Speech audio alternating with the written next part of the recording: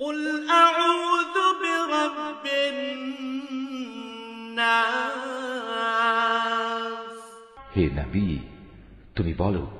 আমি আশ্রয় চাই মানুষের মালিকের কাছে, ملك الناس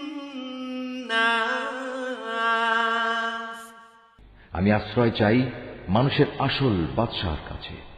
إله الناس আমি আশ্রয় চাই মানুষের একমাত্র মাবুদের কাছে, من شر الوسواس الخناس আমি আশ্রয় চাই কুমন্ত্রণা দানকারীর অনিষ্ট থেকে, যে প্ররোচনা দিয়েই গা ঢাকা দেয়, الذي يوسوس في صدور الناس